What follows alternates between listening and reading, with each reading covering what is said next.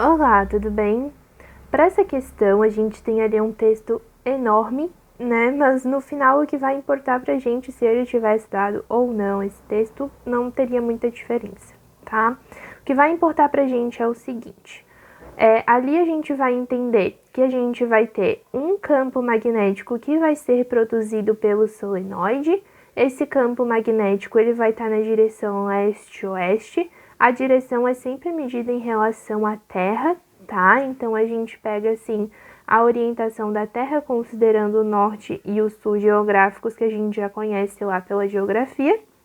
Daí a gente traça aqui como sendo o leste e aqui como sendo o oeste. E a partir disso a gente consegue fazer a determinação aqui dos pontos cardeais que a gente vai usar como referência. Então, no solenoide, esse campo magnético vai estar na direção leste-oeste.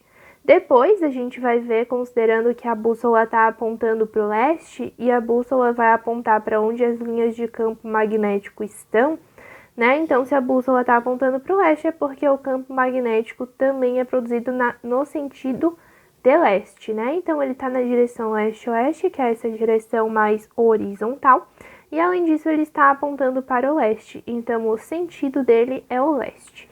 Para essa questão, você teria que ter o conhecimento prévio, que não é dado ali no enunciado, um texto enorme, mas não deu essa informação. Era uma característica que você já tinha que saber antes, de que o campo magnético da Terra é sempre no sentido do sul geográfico para o norte geográfico, da mesma forma que a bússola vai apontar também no sentido do norte geográfico sempre. Qual é o motivo disso? A gente sabe, né, por questões experimentais, que o norte geográfico está junto com o sul magnético e o sul geográfico está junto com o norte magnético, é sempre invertido. A gente já sabe que as linhas de campo magnético estão sempre apontando do norte para o sul. Elas saem do norte e vão para o sul magnético, certo? E essas linhas de campo aqui, então, sempre vão estar daqui de baixo lá para cima, do norte magnético para o sul magnético, né? Que a gente está considerando como se fosse a parte exterior de um grandíssimo ímã, que no caso é a Terra.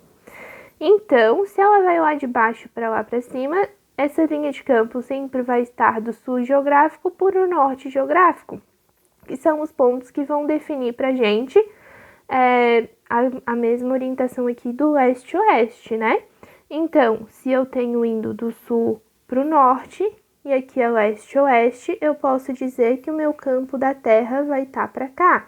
Porque se aqui é leste, aqui é oeste, então aqui é sul e aqui é norte. O campo magnético da Terra é sempre do sul para o norte. Então aqui está o meu campo magnético da Terra, beleza? Então, ó, outro motivo, por que as bússolas sempre estão apontando para cima? Quando você pega uma bússola, né, sem interferência externa de outros elementos que produzem campo magnético também, quando a gente considera apenas o campo magnético da Terra, essas bússolas sempre vão estar apontando aqui para cima. E qual é o motivo disso? A bússola, no caso a setinha da bússola, é como se fosse o polo norte de um ímã e o outro lado é o polo sul. Como a gente já sabe, os opostos se atraem. Então, o norte vai se atrair com o sul magnético. Como o sul magnético está aqui em cima, então a parte norte da ímã fica, a parte norte da bússola fica apontando aqui para o sul do ímã, que no caso é a Terra. Por isso que a parte norte da bússola vai estar sempre apontando para o norte geográfico, com as linhas de campo aqui para cima. Beleza? Então, quando a gente considera apenas o campo magnético da Terra, essa bússola vai estar apontando para cima, lá para o norte geográfico, tá bem? Aí, ó, agora a gente vai ter o quê? A gente vai ter esse campo aqui, que vai ser o campo magnético gerado pelo próprio solenoide, conforme a informação é dada na questão.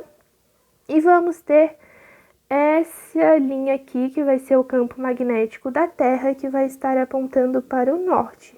Então, norte-sul, leste-oeste, né? E daí, ó, a gente vai ter que essas linhas vão estar dessa forma. Só relembrando da matemática, quando a gente tem as linhas assim, a gente tem linhas perpendiculares. E quando a gente tem linhas assim, a gente tem linhas paralelas. No caso, a gente já pode verificar aqui que como uma tá do norte, sul, sul-norte aqui, né? E a outra tá no leste-oeste, então a gente vai ter linhas de campo perpendiculares entre si, direções perpendiculares. Os sentidos iguais ou sentidos opostos a gente usa para quando as linhas estão paralelas, que no caso, quando as setinhas estão para o mesmo lado, são sentidos iguais, mas daí quando elas ficam para lados diferentes, fica sentidos opostos. Mas aqui a gente já sabe que as direções são perpendiculares, então a gente tem a D e a E. Se esses dois campos aqui estivessem com valores próximos, lembra que campo é uma grandeza vetorial, então o campo resultante vai ser dado pela soma vetorial dos campos magnéticos que estão existindo. Se os campos são perpendiculares, a gente faz por Pitágoras e tudo mais.